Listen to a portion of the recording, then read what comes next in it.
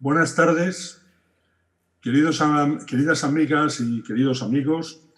Es un honor para mí, como presidente de la Asociación Española de Amigos del Libro, daros la bienvenida a esta tercera jornada de animación a la lectura que, dentro de un plan iniciado en 2018 con la jornada dedicada a leer en familia, tuvo continuidad en 2019 con el lema de leer en las aulas y con la actual dedicada a leer en las bibliotecas.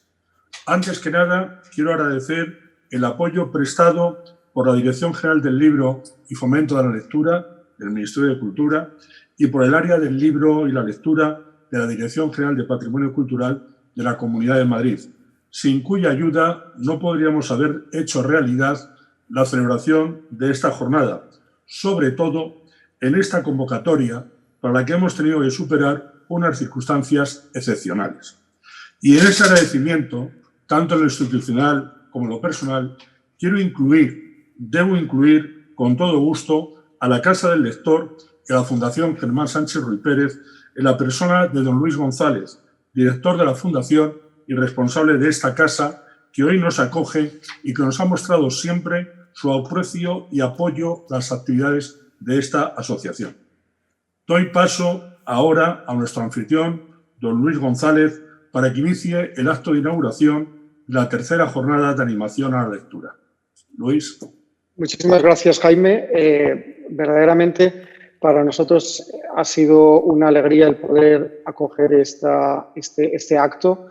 Tengo que reconocer que estoy ahora mismo, se supone que estoy en Milán en una reunión. Con estas cosas de la pandemia, las reuniones en Milán ocurren en el sótano de mi casa, como nos pasa a todos nosotros, y me he salido de la reunión para dar la bienvenida a Amigos del Libro, que es una institución por la que sentimos un cariño enorme, a Jaime García Padrino, al que consideramos también un amigo, y por supuesto a las dos directoras generales, a las que ellas lo supieran, las he oído poner por las nubes a sus respectivos equipos, con lo cual no hay que decir que nuestra fundación está encantada de hablar de trabajar con personas como Moyano, Pedro Valverde o Begoña Cerro, por ejemplo, y desde luego con la directora general de Libro y Fomento de la Lectura y con la directora general de Patrimonio Cultural de la Comunidad de Madrid, que además es compañera.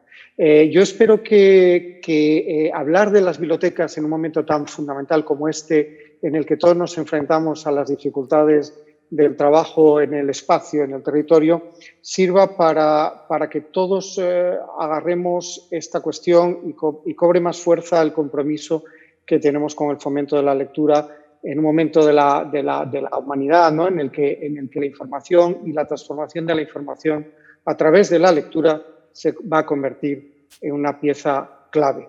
Y además, para colmo, me decía Jaime que la conferencia inaugural va a tener lugar a continuación, después de la intervención de María José Gálvez y de Elena Hernando, con otro amigo de la casa y otro amigo personal, que es Luis Alberto de Cuenca. Pues estamos contentísimos de tener esto aquí. Yo ya me voy a retirar dándole, si quieres, Jaime, te paso a ti otra vez el mando del evento, darle la bienvenida con mucha alegría a María José Gálvez, que está ahora lanzando el plan de fomento de la lectura, y a Elena Hernando también, que hace una labor tan fundamental en las bibliotecas de la Comunidad de Madrid, entre otras cosas, y que se sientan como en su casa, que curiosamente ahora mismo yo no estoy allí y estoy en otro lugar. Muchísimas gracias a todos. Muchas gracias, Luis. Ya sabes que has sido para nosotros un poco el salvador y eso te lo agradeceremos siempre. Muy bien. Pues, dicho esto, doy la palabra a doña María José Gálvez Salvador, directora general del Libro y Fomento de la Lectura del Ministerio de Cultura, a la que, por cierto, es la segunda vez que coincidimos en un acto telemático sin poder saludarnos personalmente. Antes creo que hacía referencia al Día de las Bibliotecas que se celebró en Santander, allá por el mes de octubre, donde tampoco pude estar presente y no he podido estar con María José.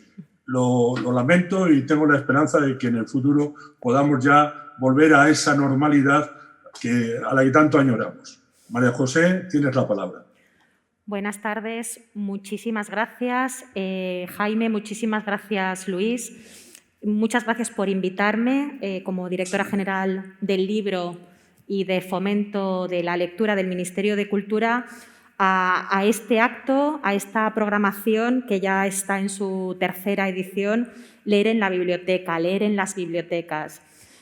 Junta Leer, Bibliotecas, Casa del Lector, directora de Patrimonio Cultural de la Comunidad de Madrid, directora general del libro. Es como que las sinergias se juntan y estamos aquí manifestando un compromiso por el fomento, por la animación lectora, que creo que se demuestra con quienes estamos aquí, quienes estáis al otro lado de las pantallas, que es una tarea colectiva en la que todos tenemos que sumar en el marco de nuestras competencias, en el marco de nuestro trabajo, pero que efectivamente es un trabajo de todos para ese fin, que es que se promueva ese hábito lector.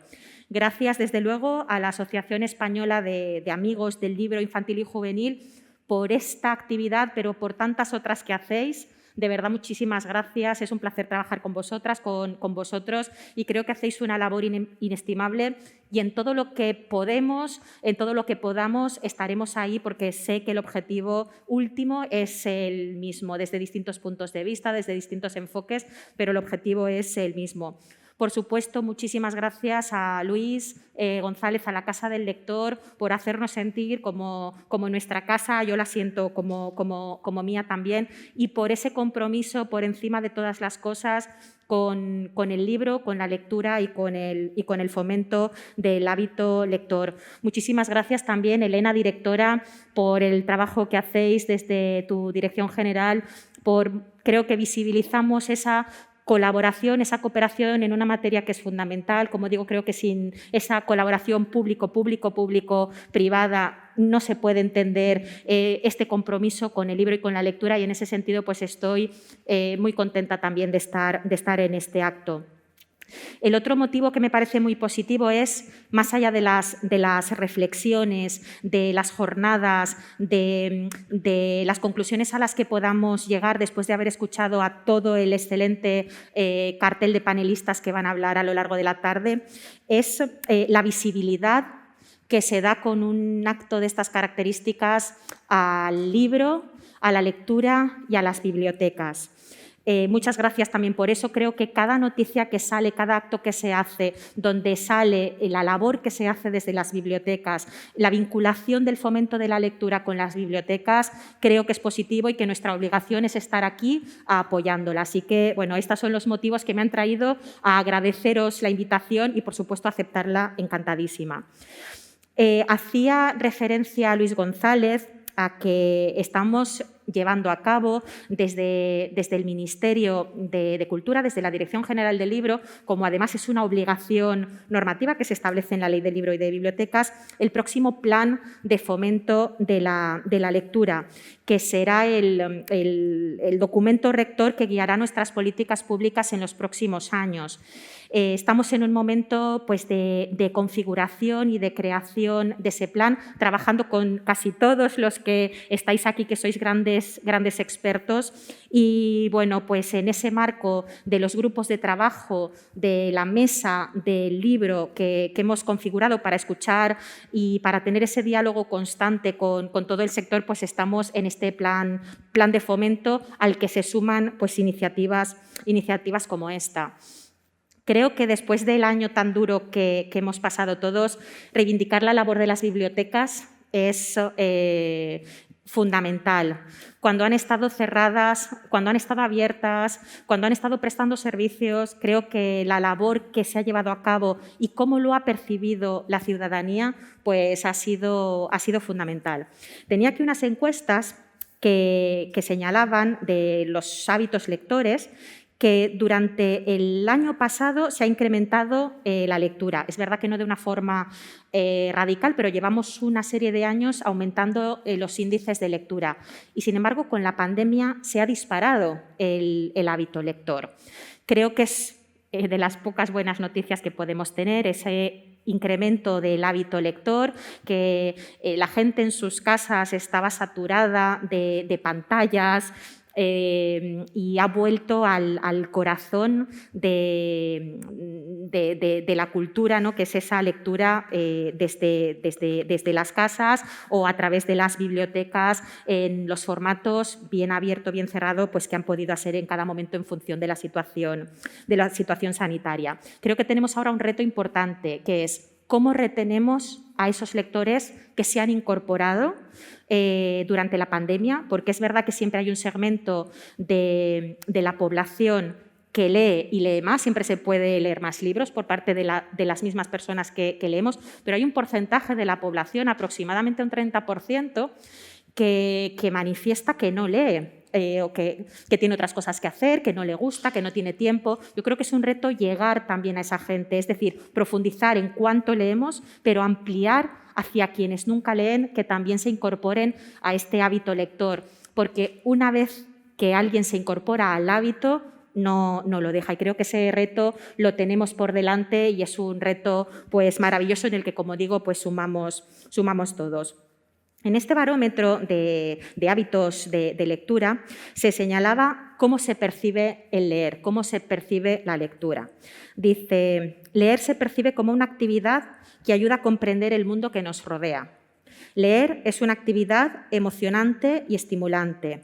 Leer contribuye a tener una actitud más abierta y tolerante. Leer nos hace más felices.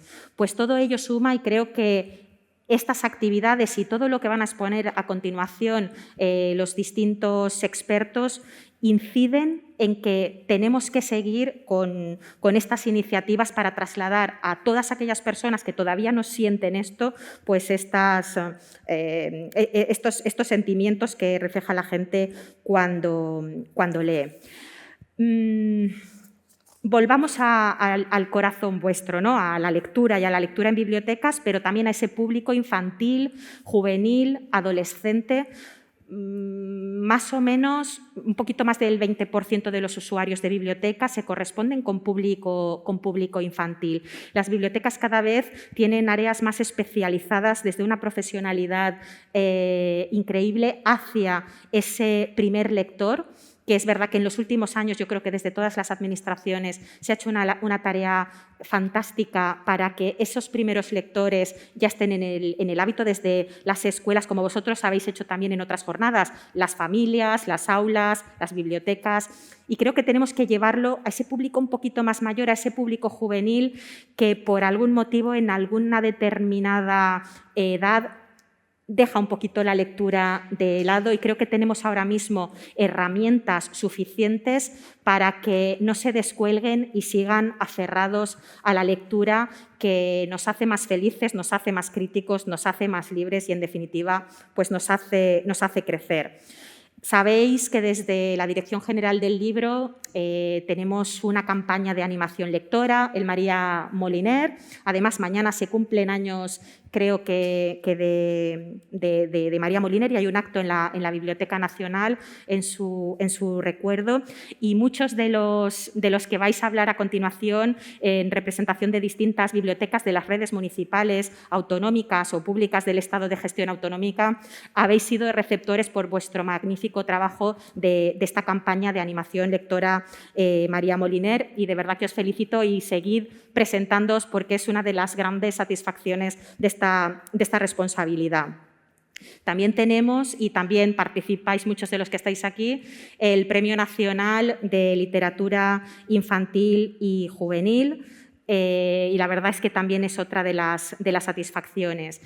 Muchas gracias. Como os digo, aquí estamos para aportar en esta tarea que creo que es ambiciosa, pero que creo que es maravillosa, que es fomentar el hábito lector, y fomentar el hábito lector en las bibliotecas y en los más jóvenes y en los adolescentes. Creo que debemos trabajar juntos, y yo aquí estoy para trabajar con todos en lo que necesitéis y queráis en el marco de nuestras competencias. Así que, de verdad, muchísimas gracias y deseo que las jornadas sean un éxito. Gracias.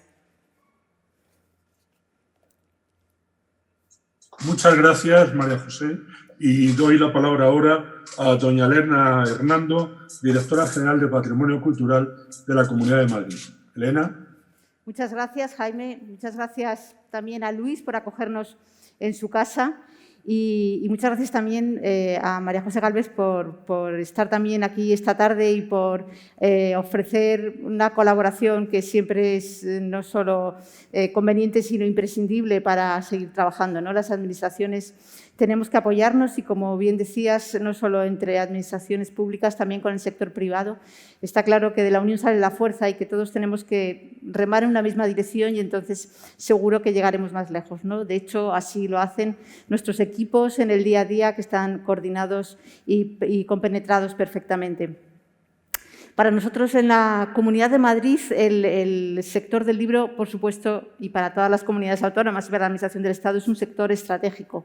Pero en especial en la Comunidad de Madrid tiene un peso distinto, y es que se concentra el 30,5% de la producción editorial española, con un total de 27.500 títulos editados. Si nos centramos en la edición del libro infantil y juvenil, se editan anualmente unos 10.000 libros en España, de los cuales unos 2.000 y pico libros se publican en Madrid. Es decir, más del 20% de la edición destinada a niños y a jóvenes en España es editada en la Comunidad de Madrid. De este modo, nos enfrentamos a un hecho evidente, y es que el libro no solo es un hecho cultural, que lo es en primera instancia, sino que también es una de las principales fuentes de crecimiento económico regional. Así como la directora del libro estaba haciendo referencia a algunos datos, yo también voy a dar algunos. En el informe de hábitos de lectura y compra de libros de la Comunidad de Madrid, que se va a publicar dentro de pocas semanas, se habla también de las preferencias literarias del público infantil. Si nos centramos en los niños de 10 a 13 años, el 89,4% lee libros en su tiempo libre, lo cual es una cifra maravillosa. Y si vamos a las niñas, un poquito más, el 96%. Es importante, como decía antes María José, que esto se mantenga, porque lo difícil es luego pasar la adolescencia, pasar la juventud, y que en la juventud sigan leyendo libros y que no lo abandonen, ¿no? Es un punto de partida importantísimo, que yo creo que tenemos que ser conscientes de que hay que sacarle partido. No hay que dejar descuidarse porque esas cifras sean tan buenas, porque realmente la realidad nos dice que luego, cuando se convierten en adultos, las cifras van bajando, y sobre todo en la juventud. Es curioso también saber que la mitad de estos lectores infantiles prefieren el formato digital. Un 47,7% de los niños prefieren un formato digital. Yo creo que también esta es una realidad que la diferencia un poco de otros públicos que todavía están muy aferrados al formato impreso. Si nos vamos a los datos de lectura en otros idiomas, reflejan que más de la mitad de los jóvenes, casi un 70%, de entre 12 y 17 años, y un 82% entre 18 y 25 años, lee en una lengua diferente al castellano, que mayoritariamente es el inglés, pero también le sigue el francés, el alemán y el italiano. Para nosotros, en la Comunidad de Madrid, con las 15 bibliotecas públicas que gestionamos y con todas las otras casi hasta 200 que existen, 204 si no me equivoco, en total en la Comunidad de Madrid, entre la comunidad y los distintos municipios, trabajamos muy intensamente con el carné único para extender las actividades de lectura a favor de los sectores infantil y juvenil. En nuestras bibliotecas públicas celebramos casi 8.000 actividades anuales de fomento de la lectura, y en ellas participan anualmente alrededor de 90.000 madrileños, de los cuales 48.000 son niños y jóvenes, y en ellos destacan las visitas que se hacen de formación de lectores con colectivos y centros educativos. En ellas, damos a conocer la biblioteca y los servicios que dan de manera lúdica y participativa, no siempre atendiendo al colectivo con el que se esté trabajando en ese momento. En este momento tenemos abiertas 2 campañas para este sector infantil: Los pequeños en la biblioteca, que están destinadas a alumnos de tercero de educación infantil, y Explora nuevos mundos, que se dirige a alumnos de cuarta educación de primaria.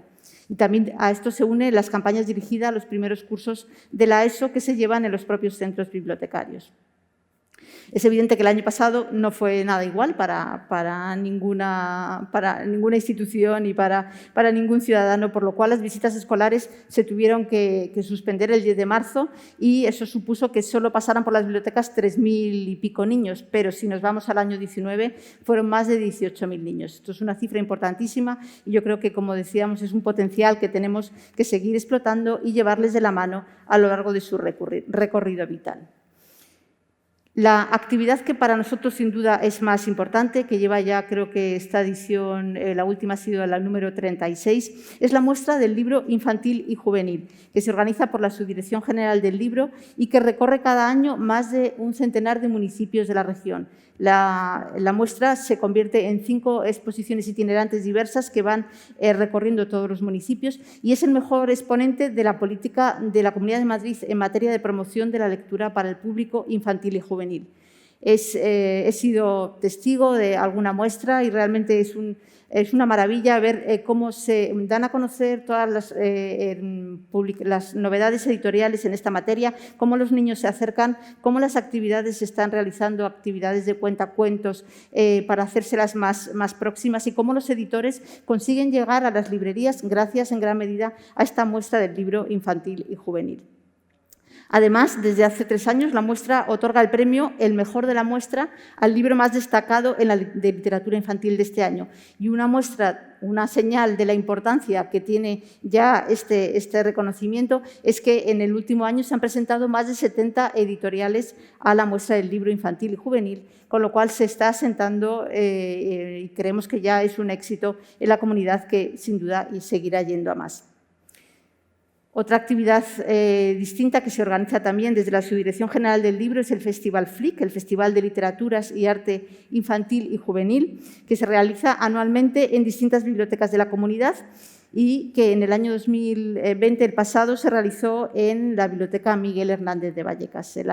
Este año ya presente, el año 2021, queremos hacerlo en Alcalá de Henares y se está trabajando para que tenga su sede en el Museo Arqueológico Regional. De este modo, yo creo que queda claro que el trabajo al cual agradezco desde aquí a todos los que trabajan en la Subdirección General del Libro y en el área del libro, que es un trabajo dificilísimo del día a día, como decía antes la directora general del libro, es un trabajo muy comprometido porque es un servicio público que está todo el día trabajando en pro del fomento de la lectura y que supone una entrega que muchas veces es admirable porque están haciendo un esfuerzo que va mucho más allá de sus obligaciones. Se ha visto durante este año 2020 que ha sido un año durísimo para todos, pero también para las bibliotecas que han abierto en cuanto se ha permitido que se abrieran los servicios esenciales. Han estado todos los trabajadores a una intentando dar lo mejor de su trabajo para que siguiera existiendo ese libro de préstamo de libros, primero recogiendo los que se habían prestado en los meses anteriores, abriendo las salas de lectura con control de aforo, limpiando continuamente, haciendo un trabajo extraordinario que realmente solo se hace si se tiene una vocación. Y es que este sector es un sector vocacional. Y bueno, gracias a eso yo creo que podemos también transmitir ese entusiasmo a todos los que se quieren acercar al mundo de la lectura, porque en realidad es un mundo que enriquece y, como decía antes María José, complementa y hace feliz a las personas. Por mi parte, simplemente agradecer de nuevo la convocatoria de estas jornadas que acercan la lectura al mundo de las bibliotecas o que dan a conocer más bien las actividades que se hacen en las bibliotecas en este tercer año consecutivo de jornadas. Agradecer a la Asociación Española de Amigos del Libro Infantil y Juvenil su esfuerzo, su trabajo tan extraordinario, esas tareas como la publicación de la revista Lazarillo, de tantas otras actividades que demuestran que su día a día es un compromiso con la lectura dirigida a los sectores más jóvenes y bueno, desear que la jornada de hoy sea tan interesante como promete. Muchas gracias. Muchas gracias, Elena, y creo que podemos dar por inauguradas oficialmente esta tercera jornada de animación a la lectura, leer en las bibliotecas. Y yo creo que ya sin más preámbulos, para ser lo más ajustado posible al programa que tenemos, que es intenso en el tiempo para el que disponemos, quiero pasar a presentar a mi amigo Luis Alberto de Cuenca. Quiero, en primer lugar, agradecerle que haya aceptado la invitación para la conferencia inaugural de estas jornadas. Es una amistad iniciada hace ya más de 20 años y que se basa fundamentalmente en la pasión por los libros antiguos, por la ilustración de los libros y por la recuperación de los clásicos infantiles y juveniles. Por tanto, tengo el gusto de presentar ahora a Luis Alberto de Cuenca y, a modo de currículum brevísimo, hacer una breve síntesis de su trayectoria profesional y de su obra literaria. Es profesor de investigación del Consejo Superior de Investigaciones Científicas desde el año 1989, es académico numerario de la Real Academia de la Historia desde el 2010, ha sido director general de la Biblioteca Nacional 1996-2000, que ahí precisamente fue cuando inició su relación con nuestra asociación, porque la Biblioteca Nacional acogió la primera convocatoria que hicimos desde la asociación del Día de las Bibliotecas. Y precisamente en la sede de la Biblioteca Nacional se hizo el primer acto de ese Día de las Bibliotecas, donde también tuvimos el placer y la gran oportunidad de contar con Ana María Matute para que impartiese la conferencia. Y ha sido también secretario de Estado de Cultura del año 2000 al 2004 y presidente del Real Patronato de la Biblioteca Nacional 2015-2018. En cuanto a los principales galardones y premios, quiero citar en el año 1989 el Premio Nacional de Traducción por su versión al latín del anónimo Cantar de Valtario del siglo X. En el 2007 mereció el Premio de Literatura de la Comunidad de Madrid. En el 2013 el Premio Julián Marías de Investigación en Humanidades y en el 2015 el Premio Nacional de Literatura en la modalidad de poesía. En cuanto a su labor como poeta, pues quiero citar, he seleccionado simplemente 5 títulos, 5 obras de su extensa bibliografía.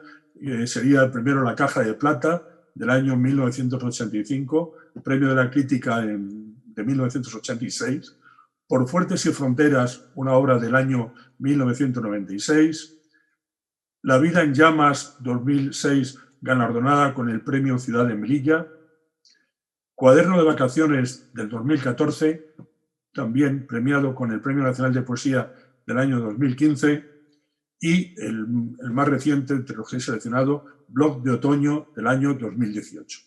Y como ensayista, pues hay que recordar Floresta Española de Varia Caballería, 1975, y los libros que creo que tienen que ver también con el tema que nos ocupa hoy. Por ejemplo, estos libros Contra el aburrimiento, el álbum de lecturas del año 95 y Libros para pasártelo bien, 2015, y Scarface, el más reciente, del 2019.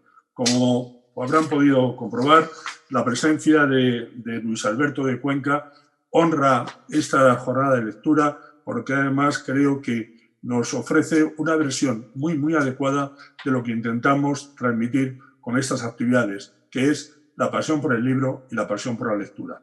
Luis Alberto, tienes la palabra. Muchísimas gracias, querido Jaime. La verdad es que el honor es mío al estar aquí con todos vosotros, después de una inauguración que ha tenido además a 3 personas que conozco bien, a María José, a Elena y a Luis, y ahora tú, que eres un viejo y querido amigo, que ha hecho esa presentación verdaderamente generosa de mi actividad en favor del libro y de la lectura. Bueno, y sin más, porque no tenemos mucho tiempo, me parece que está pautada media hora, ¿no es así, querido Jaime? Sí, sí. Pues vamos a empezar a hablar un poco de bibliotecas, de libros, incluso un poquito de bibliotecarios también. Aunque nunca se haya dicho de forma explícita, resulta evidente que 2 de los deseos fundamentales del hombre, uno espacial y otro temporal, el de abarcarlo todo y el de durar para siempre, están también en el origen de las bibliotecas. Por el primero de estos deseos, una gran biblioteca querría un imposible, que sería que sus fondos abarcasen toda la producción bibliográfica mundial. Por el segundo, algo no menos disparatado, que esos fondos se conservasen eternamente sin sufrir las injurias del tiempo. En una elegía de Propercio, 4.7, libro cuarto, elegía séptima, se aparece al poeta el fantasma de su amada muerta, Cintia, y le dice algo así como que la muerte no consigue acabar con todo.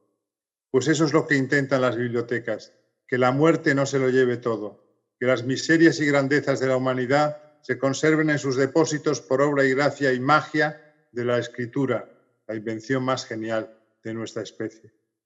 Por la escritura, queridas amigas, queridos amigos, la memoria vence a la muerte.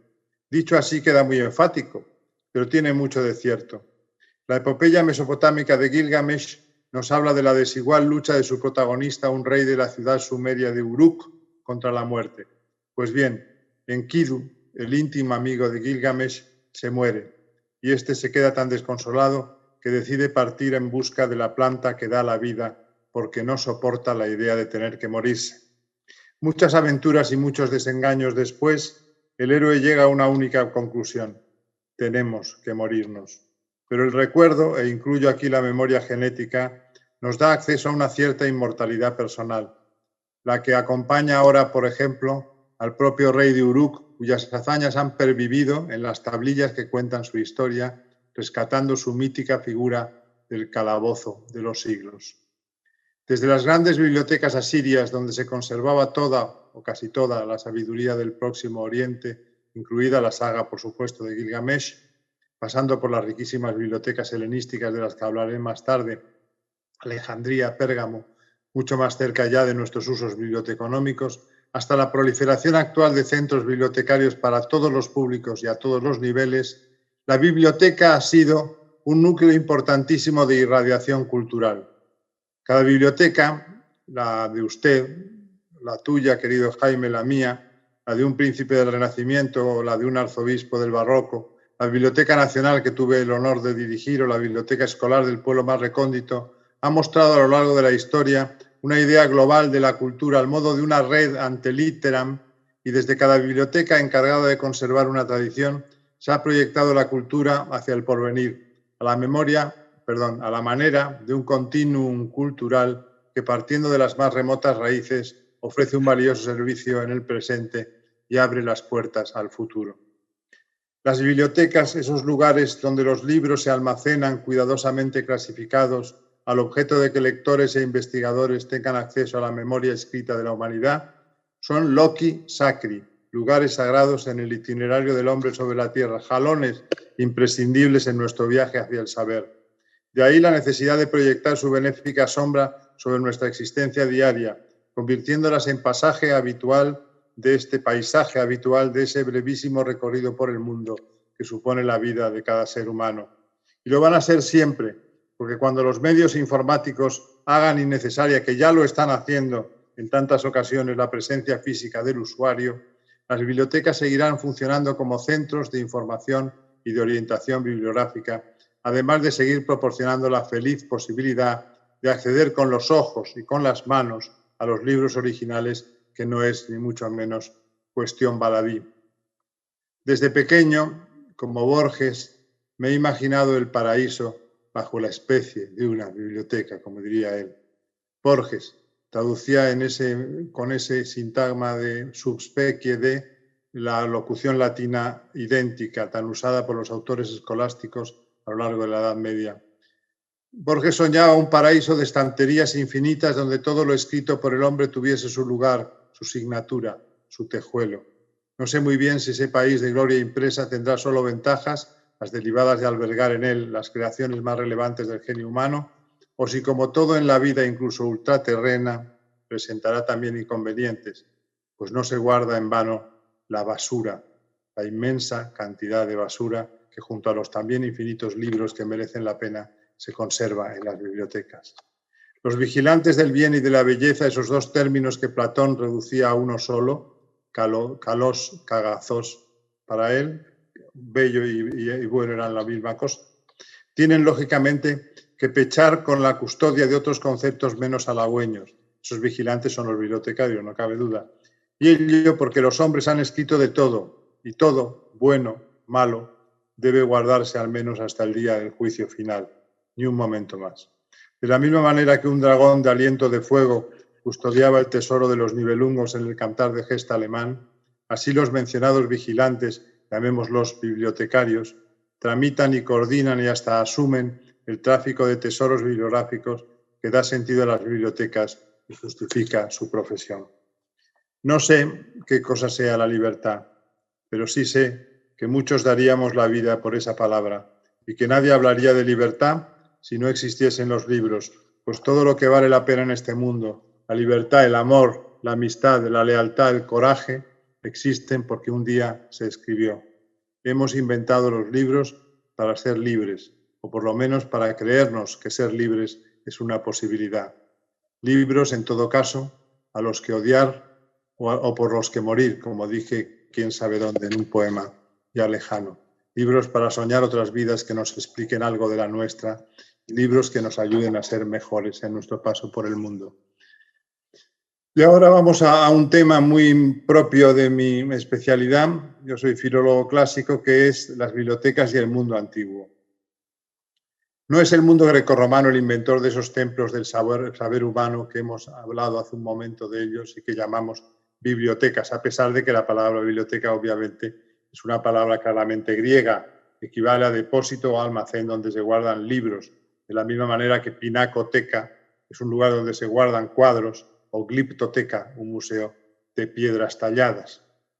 Fue, y lo he comentado al hablar de Gilgamesh, en la vieja Mesopotamia, donde las bibliotecas adquirieron ya la importancia cultural que tienen en nuestros días, siendo los monarcas asirios, con esa fama que suya tan de belicosos y de crueles, que lo eran, por supuesto, pero también eran bibliófilos y eran unos reyes que apampararon muchísimo la cultura escrita.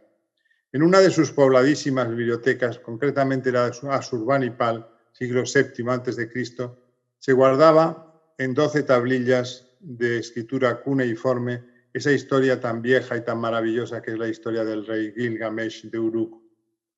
Es evidente que la historia, así, con mayúscula, con H mayúscula, y no solo la historia de Occidente, se divide en dos épocas claramente definidas, hasta los griegos, y después de los griegos.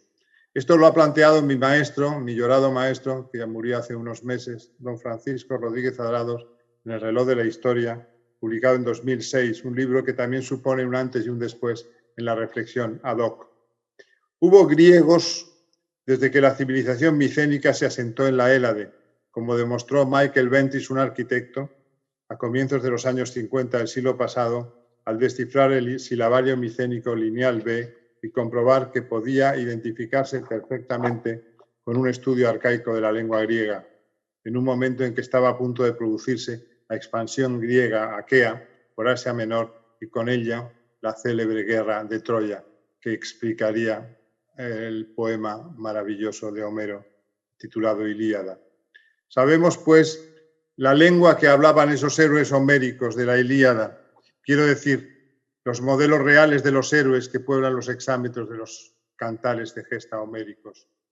Unos héroes que, como es lógico, hablan en la lengua que les suministra su creador, Homero, quien, sin embargo, se refiere en sus epopeyas a acontecimientos históricos que tuvieron lugar varios siglos antes, durante el apogeo de las laboriosas y militarizadas ciudades micénicas, allá por el siglo XIV o comienzos del siglo XIII a.C. Después de la caída de la civilización micénica, fruto del empuje conquistador de otras etnias, también indoeuropeas, por cierto, conocidas como los pueblos del mar, que acabaron también con los hititas, otros indoeuropeos del creciente fértil, y que fueron frenados por Ramsés III en la victoria que conmemoran los famosos bajorrelieves que decoran el templo de Madinat Habu en Egipto, Grecia vivió unos siglos de oscuridad. El tiempo necesario para que la voz de Homero fuera modulándose hasta llegar a la madurez formidable del llamado período arcaico, en el que las estatuas nos sonríen de esa forma tan misteriosa y en el que la Hélade comienza a compartir con los fenicios la colonización del Mediterráneo occidental hasta España, por supuesto, hasta la Hispania del momento. En el siglo V a.C., esa fuerza genesíaca de la cultura griega desemboca, después de las victorias decisivas sobre los persas de Maratón, Salamina y Platea, y de la imborrable gesta de las Termópilas, glosada hace unos años en una película maravillosa que seguro que muchos de vosotros habéis visto, que es 300, la excelente película de Zack Snyder, basada en un cómic espléndido de Frank Miller, en la efímera gloria de la democracia ateniense, que con Pericles alcanza sus años de plenitud y al mismo tiempo inicia su irreversible decadencia. Va a ser en el siguiente periodo, en el que llamamos periodo helenístico, cuando florezcan de manera gloriosa y espectacular las bibliotecas, especialmente gracias al proyecto ptolemaico que hizo de Alejandría el lugar mágico y evocador donde se instalaría la primera biblioteca con pretensiones de universalidad, la empresa cultural más importante de la Edad Antigua y tal vez, si me permiten la hipérbole, de toda la historia. Pero antes de echar un somero vistazo a ese proyecto y a lo que representó para la difusión de la cultura helénica, debemos referirnos siquiera brevemente al caudillo que dio nombre a la ciudad donde se instaló, a ese adalid sin parangón posible como estratega y conductor de pueblos que se llamó Alejandro Magno. Filipo II de Macedonia convocó a los mejores maestros para educar a su hijo y heredero Alejandro. Entre ellos había escultores, Lisipo, pintores, Apeles, gente que inmortalizó los rasgos del futuro conquistador del Asia y guías del espíritu como Aristóteles, que se encargó de transmitir a su regio discípulo sus amplísimos conocimientos científicos y filosóficos. ¿Quién puede decir que Aristóteles ha sido maestro? Pues hay una persona que lo puede decir y fue Alejandro Magno. Acudía Alejandro a las clases de Aristóteles acompañado de sus getairoi, de sus compañeros, entre ellos de Ptolomeo. Y permítanme que diga siempre Ptolomeo, que es como debe decirse, porque en griego es Ptolemaios. No sé por qué se transfirió ese sonido E al sonido O y decimos Ptolomeo habitualmente, cuando debe decirse Ptolomeo. Yo desde luego no me oirán nunca decir Ptolomeo. Pues bien, uno de los getairoi de Alejandro era Ptolomeo, hijo de Lago, por eso de la dinastía Lágida, el más fiel de sus amigos desde la niñez. Aquellas enseñanzas dieron fruto porque a lo largo de sus conquistas el hijo de Filipo llevó consigo siempre un equipo de sabios para que investigasen sobre la historia y costumbres de los países que iba conquistando o incorporando a su imperio. Napoleón lo imitaría muchos siglos más tarde. Al morir Alejandro Magno en 323 a.C., el imperio se reparte entre sus sucesores o diádocos, quedando Egipto para Ptolomeo, su antiguo compañero de estudios, quien desde aquellos tiempos mantenía incólume una desmedida pasión por la cultura y la sabiduría. La Alejandría de Egipto había sido fundada por su amigo Alejandro en 331 a.C., siguiéndose en su construcción los planos de Dinócrates de Rodas, uno de los arquitectos y urbanistas más afamados del momento. Cuando Ptolomeo se hace cargo del poder en Egipto, traslada la capitalidad desde Menfis en el delta del Nilo hasta Alejandría, una ciudad moderna situada en un enclave geográfico envidiable, griega por los cuatro costados. Sin embargo, se hacía necesario no olvidar la cultura autóctona si se quería consolidar un poder que no podía estar tan solo basado en el monocultivo del helenismo. De manera que Ptolomeo encargó a Manetón, un sabio de su corte, que redactase para uso propio un resumen de la historia de Egipto, con sus distintos faraones, sus diferentes dinastías, que sacó de la manga el culto greco-egipcio de Serapis y envió a sus eruditos a viajar por las provincias más alejadas del reino en busca de noticias e informaciones que le permitieran egiptizarse sin renunciar, como es natural, a la cultura griega, de donde procedía, a la que no quería renunciar bajo ningún concepto. Entre 300 y 295 años antes de Cristo, de todo esto nos habla también maravillosamente esa increíble escritora que es Irene Vallejo en El éxito del año, que ha sido su libro sobre la historia del libro en la antigüedad. Pues bien, entre esa fecha y esa fecha, 300 y 295 a.C., el faraón helénico encargó a dos discípulos de Aristóteles, ni más ni menos que Demetrio de Falero y Estratón de Lámpsaco, la organización de un gigantesco espacio, un centro cultural llamado Museo, que seguiría de cerca las pautas que regían el Liceo Aristotélico de Atenas. Sería pues un lugar destinado al culto de las musas dentro del recinto del Palacio Real, al sur del puerto oriental de Alejandría, allí donde la brisa refrescaba el ambiente, aliviando los fuertes calores estivales. Una vez construidas las primeras dependencias del museo, Ptolomeo invitó a que tomaran posesión de ellas los relevantes sabios que se movían en su entorno y pensó como complemento indispensable para el buen funcionamiento del museo en la creación de una biblioteca que reuniese cuanto se había escrito en Grecia desde Homero. Un centro bibliográfico en que se diese cita de manera exhaustiva a la totalidad del saber helénico, sin renunciar a la sabiduría de las demás naciones del mundo. Ptolomeo estaba sentando las bases, y es su gran aportación a la historia de la cultura, de la primera biblioteca universal. Al frente de esa biblioteca se pondría un director que se hiciese responsable de su buena marcha y de la ampliación continua de sus fondos. El primero de ellos, ya lo he dicho, fue Demetrio de Falero.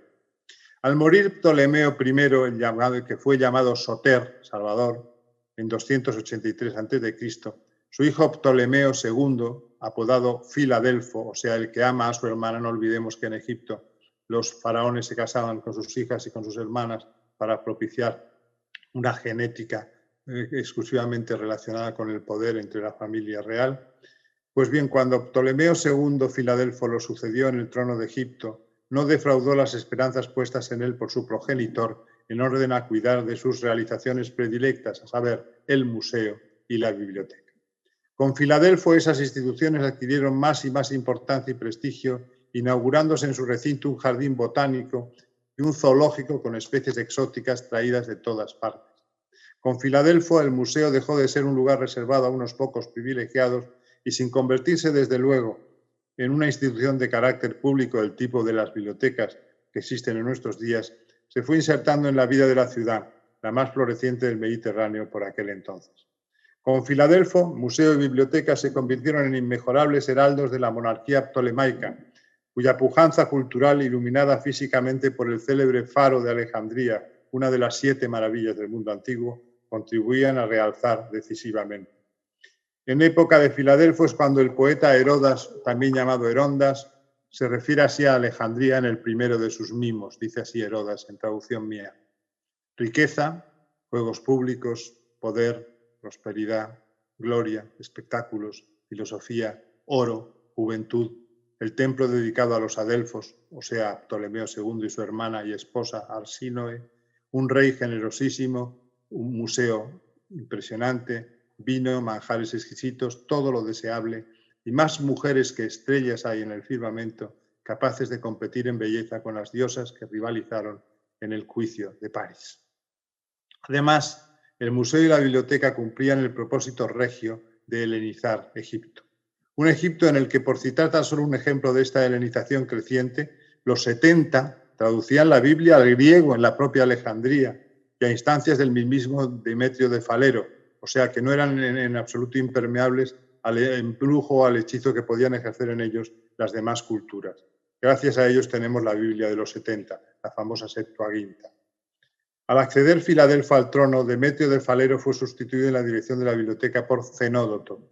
Y Zenódoto, por cierto, que es a quien debemos la división en 24 rapsodias o cantos de la Ilíada y de la Odisea, lo fue a su vez por el gran Apolonio de Rodas, el autor del celebérrimo Kunstepos, que lleva por título Argonáutica o Viaje de los Argonautas, que se mantendría al frente de la docta institución hasta la muerte de Ptolomeo II Filadelfo, acaecida en 246 a.C. Con Ptolomeo III, apellidado o apodado Evérgetes, el benefactor, fue nombrado bibliotecario mayor del reino de Eratóstenes de Cirene, tal vez el máximo exponente de la escuela alejandrina. Un hombre capaz de imaginar y de inventar cosas como la esfera armilar o el cálculo del tamaño de la Tierra o la llamada criba de Eratóstenes para determinar los números primos, la tabla famosa de Eratóstenes, etc.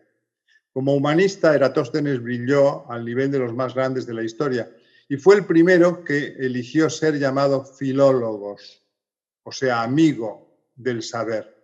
No sabio, sino simplemente amigo del saber. Y de ahí venimos todos los filólogos que en el mundo han sido.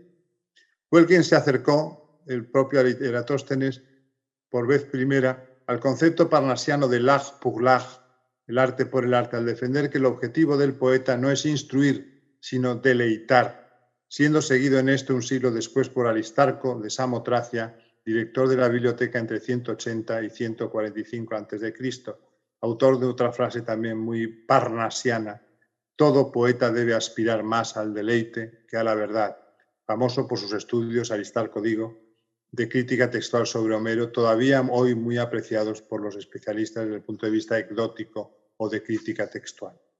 En tiempo de Ptolomeo Evérgetes, trabajaba en la Biblioteca de Alejandría un poeta y gramático muy célebre y muy cotizado en su época, llamado Calímaco de Cirene, sobre cuyos preciosísimos himnos y epigramas trabajé antaño con ahínco, traduciéndolos y anotándolos.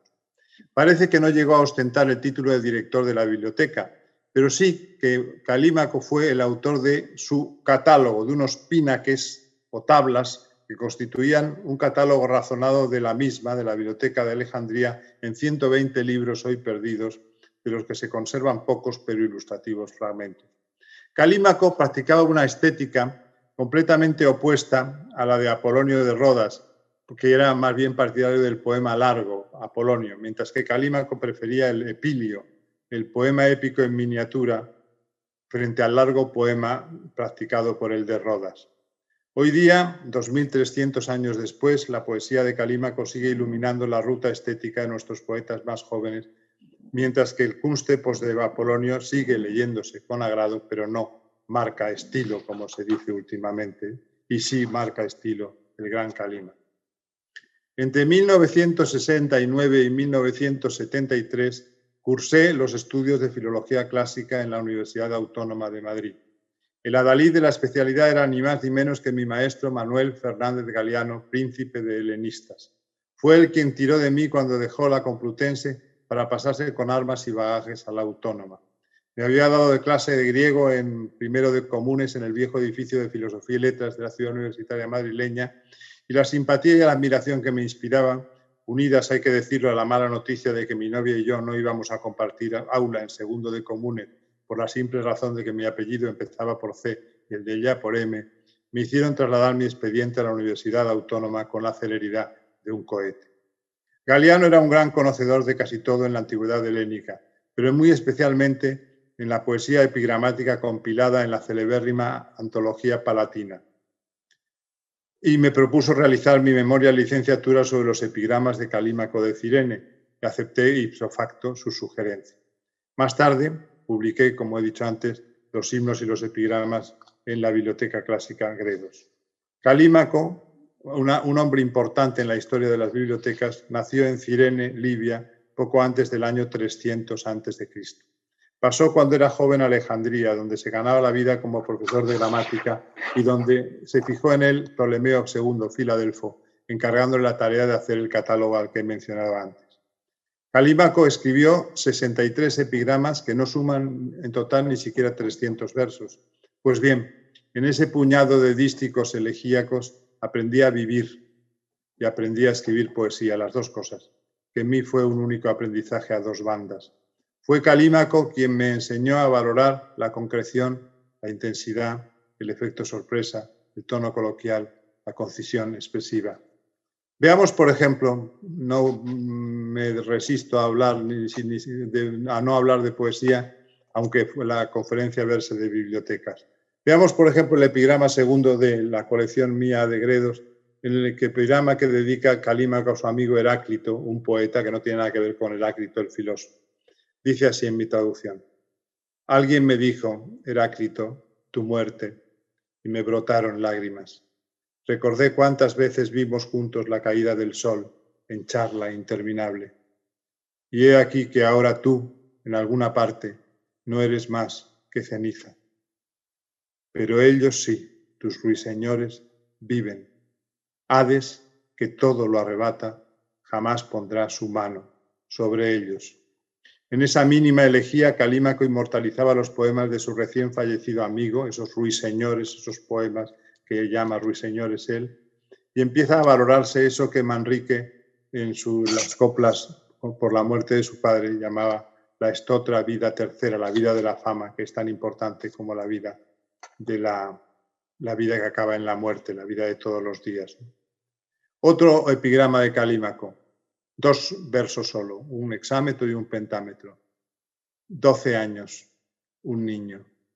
Lo ha enterrado Filipo, el padre, aquí, junto con toda su esperanza, su Nicóteles. ¿Cabe mayor emoción lírica por la muerte de un hijo que la que se respira en esta inscripción funeraria? ¿Y qué decir de Cleómbroto, el adolescente que se suicidó? El poema dice: diciendo sol a Dios, Cleómbroto de Ambracia, desde lo alto de un muro saltó al Hades. Ningún mal había visto merecedor de muerte, pero había leído un tratado, uno solo, de Platón, sobre el alma. En el Fedón de Platón se habla de la inmortalidad del alma, y este adolescente que acababa de leerlo pensó que, muriéndose antes, podía acceder antes también a la inmortalidad. Y por último, el epigrama 43, que es de una penetración psicológica admirable y que nos habla del hecho del amor con una profundidad no exenta de catártica ligereza. Dice así: tenía oculta el huésped una herida. Subían dolorosos suspiros a su pecho mientras bebía su tercera copa y las rosas caían pétalo a pétalo, todas al suelo desde su guirnalda. Con versos como estos, yo y mucha gente seguro también se iniciaron en el misterio de la poesía. Sin Calímaco, la poesía contemporánea no sería la misma. Volviendo a la biblioteca con B mayúscula para ir terminando ya, hay que decir que con Demetrio de Falero contaba la Biblioteca de Alejandría con más de 20.000 volúmenes, teniendo en cuenta que cada obra o tratado estaba repartida en varios de esos volúmina o rollos de papiro, eran rollos los volúmina, eso se ve muy bien en la película que hizo Amenábar sobre la mártir Hipatia, no me acordaba del nombre. Cuando Estratón de Lámpsaco, uno de los dos sabios a quienes Ptolomeo Soter encargó la organización del museo, accedió a la dirección del Liceo Aristotélico en Atenas, Filadelfo compró la biblioteca que Aristóteles y Teofrasto habían reunido allí, lo cual, unido a la adquisición al Estado ateniense, a precio de oro, por cierto, de los textos originales de la obra completa, no de la que se ha conservado hoy, de Esquilo, Sófocles y Eurípides, contribuyó a enriquecer de manera notable los fondos de la Biblioteca de Alejandría y hacer imprescindible la redacción de ese monumental catálogo o esos pinaques de los que se hizo cargo Calímaco. Llegaba a tal extremo la obsesión de los ptolemeos por el completismo bibliográfico que los barcos que arribaban a Alejandría, y esto yo creo que lo cuenta también nuestra amiga en su libro tan famoso y tan vendido últimamente, que los barcos, que arribaban a Alejandría eran registrados para ver si llevaban a bordo algún ítem libresco que pudiese faltar en la biblioteca. Se prohibió además la exportación de papiro, a fin de que no pudiesen desarrollarse otras bibliotecas de importancia fuera del ámbito ptolemaico. Y ello traería consigo esa especie de monopolio del papiro, la difusión y la utilización del pergamino, que venía precisamente de Pérgamo, por eso se llama pergamino, un soporte a base de piel de ternera que se inventó en esa ciudad minorasiática. En tan solo un siglo de vida, la Biblioteca Alejandrina había satisfecho todos los objetivos que se había propuesto desde su fundación.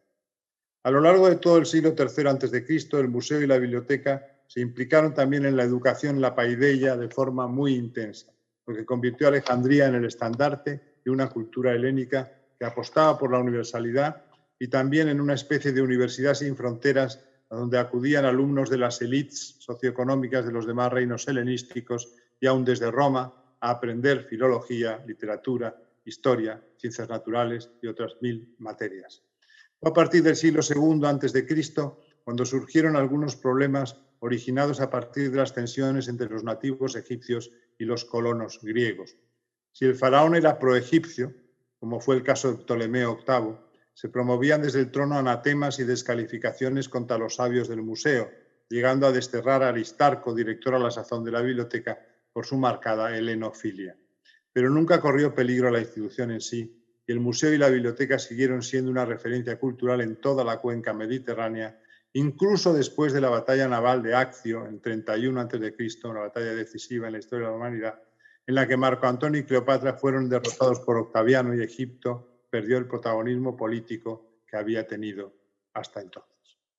Aunque fue languideciendo con el paso de los siglos, sobre todo a partir de la cristianización del Imperio Romano a finales del siglo IV, con Teodosio en el solio imperial, hubo una primera purga por el fuego de un elevado porcentaje de sus fondos bibliográficos, instigada por el intransigente obispo Teófilo. La Biblioteca de Alejandría mantuvo en alto la bandera de la cultura universal a lo largo de toda la Edad Antigua y eso es algo que no debemos olvidar nunca los amantes de las bibliotecas y quienes propugnamos la lectura en las mismas.